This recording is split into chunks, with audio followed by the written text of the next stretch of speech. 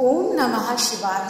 स्वागत है आपका सनातन ज्ञान और संस्कार चैनल पे। श्रावण में श्रावण मास महात्म्य की कथा का श्रवण प्रतिदिन करना चाहिए। इसी कड़ी में आज हम आपको श्रावण मास महात्म्य के 8वें अध्याय की कथा सुनाने जा रहे हैं। पिछले सभी अध्यायों की कथा को आप हमारे चैनल पे जाकर सुन सकते हैं।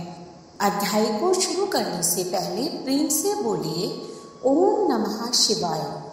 ईश्वर बोले, हे सनत कुमार, अब मैं समस्त पापों का नाश करने वाले बुद्ध गुरु व्रत का वर्णन करूंगा, जिसे श्रद्धा पूर्वक करके मनुष्य परम सिद्धि प्राप्त करता है। ब्रह्मा जी ने चंद्रमा को ब्राह्मणों के राजा के रूप में अभिषिक्त किया। किसी समय उसने रूप तथा यौवन से संपन्न तारा नामक गुरु पत्नी को देखा। उसकी रूप संपदा से मोहित होकर वह काम के वशीभूत हो गया और उसने अपने घर में रख लिया। इस प्रकार बहुत दिन बीतने पर उसे बुद्ध नामक एक पुत्र हुआ, जो बुद्धिमान, सौंदर्यशाली तथा सभी शुभ लक्षणों से युक्त था। गुरु बृहस्पति को ज्ञात हुआ कि तारा चंद्रमा के घर में स्थित है। तब उन्होंने चंद्रमा से कहा कि मेरी पत्नी को वापस कर दो। अनेक तरह से समझाने पर भी जब चंद्रमा ने तारा को वापस नहीं दिया, तब बृहस्पति ने देवताओं की सभा में जाकर देवराज इंद्र को यह वृतांत बतलाया और कहा कि हे देव, आप देवताओं के राजा हैं, अतः अपनी आज्ञा से आप उसे दिलाएं, अन्यथा उस चंद्रमा के द्वारा किया गया पाप आपको ही निसंदेह लगेगा, क्योंकि शास्त्र निर्णय के अनुसार प्रजा के द्वारा किए गए पाप को राजा भोगता है। पुराण में भी ऐसा कहा गया है कि दुर्बल का बल राजा होता है।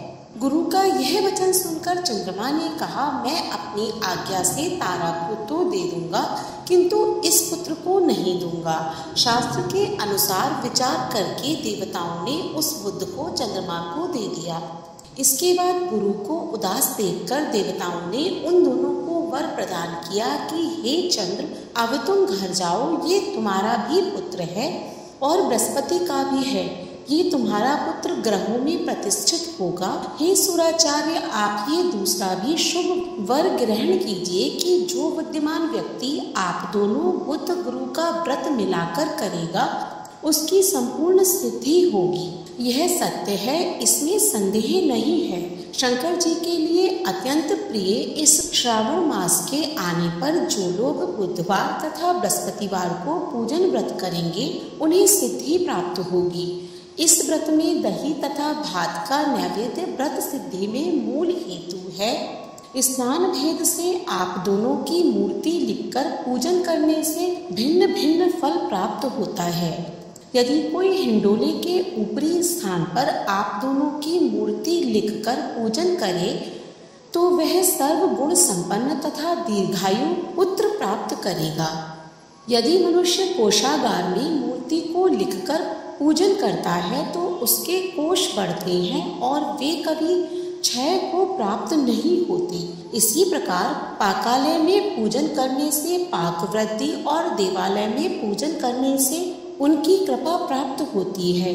शय्यागार में लिखकर पूजन करने से स्त्री का वियोग कभी नहीं होता है। धान्यागार में लिखकर पूजन करने से धान्य की वृद्धि होती है। इस प्रकार मनुष्य उन फलों को प्राप्त करता है। इस प्रकार से 7 वर्ष तक करने के बाद उद्यापन करना चाहिए। उद्यापन से पहले दिन अधिवासन करके रात्रि में जागरण करना चाहिए। सुवर्ण की प्रतिमा बनाकर विधि पूर्वक 16 उपचारों से पूजन करने के पश्चात तिल, घृत, चारु और आपामार्ग तथा अश्वत्थ से युक्त समिधाओं से होम करना चाहिए। अंत में पूर्णाहुति देनी चाहिए। उसके बाद मामा व भांजे को रत्न पूर्वक भोजन कराना चाहिए। इसके बाद ब्राह्मणों को तथा अन्य लोगों को भी भोजन कराना चाहिए। स्वयं भी भोजन करना चाहिए। इस विधि से 7 वर्ष तक करने पर मनुष्य सभी मनोरथों को प्राप्त कर लेता है। जो इसे विद्या की कामना से करता है, वह वेद व शास्त्र के अर्थों को जानने वाला हो जाता है। बुद्ध बुद्धि प्रदान करते हैं और गुरु बृहस्पति गुरुता प्रदान करते हैं। सनत कुमार बोले, हे भगवान, आपने जो ये कहा है कि इस अवसर पर मामा तथा भांजे को भोजन कराना चाहिए, यदि बताने योग्य हो तो इसका कारण बताइए। ईश्वर बोले, हे सनत कुमार, पूर्व काल में अत्यंत दीन तथा दरिद्र कोई 2 ब्राह्मण थे। वो दोनों मामा भांजे थे। उदार पूर्ति हेतु परिश्रम पूर्वक भ्रमण करते हुए वे दोनों किसी नगर में अन्न मांगने के लिए गए थे।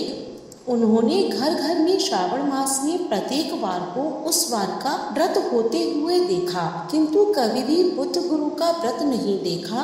तब उन्होंने बहुत देर तक परस्पर विचार किया कि सभी वारों का व्रत तो सर्वत्र दिखाई पड़ रहा है, किंतु बुद्ध गुरु का कहीं भी नहीं। अतः यह व्रत अनुच्छिष्ट है, इसलिए हम दोनों को करना चाहिए। इस शुभ व्रत का अनुष्ठान आदर पूर्वक करें। किंतु हे सनत कुमार, इसकी विधि न जानने के कारण वे दोनों संशय में पड़ गए। तब रात्रि में उन्हें स्वप्न में इस व्रत की विधि दृष्टिगोचर हो गई। इसके बाद उन्होंने उसी विधि के अनुसार व्रत किया, जिससे उन्होंने अपार संपदा प्राप्त की। प्रतिदिन उनकी संपत्ति बढ़ने लगी और सभी लोगों को ज्ञात भी हो गई। इस प्रकार 7 वर्ष तक करके वे पुत्र व पौत्र आदि से संपन्न हो गए। उसके बाद उनके ऊपर प्रसन्न होकर बुद्ध व गुरु प्रकट हुए और उन्होंने उन दोनों को यह वर दिया कि आप दोनों ने हम दोनों के निमित्त इस व्रत को प्रवर्तित किया है, अतः आज से कोई भी इस शुभ व्रत को करे। उस व्रत की समाप्ति पर मामा तथा भांजे को प्रयत्न पूर्वक भोजन कराना चाहिए। इस व्रत के प्रभाव से उसे सभी कामनाओं की परम सिद्धि हो जाती है। अतः मैं चंद्र सूर्य पर्यंत उसका हमारे लोक में वास होता है। इस प्रकार श्री स्कंद पुराण के अंतर्गत ईश्वर सनत कुमार संवाद में श्रावण मास महात्म्य में बुद्ध गुरु व्रत कथन नामक 8वां अध्याय पूर्ण हुआ। बोलिए भोलेनाथ भगवान की जय। अगले अध्याय का श्रवण करने के लिए हमारे चैनल को सब्सक्राइब करें। आज का अध्याय पसंद आया हो तो कमेंट बॉक्स में ओम नमः शिवाय अवश्य लिखें। ऐसे ही धार्मिक वीडियोस देखने के लिए हमारे चैनल को सब्सक्राइब करें। धन्यवाद।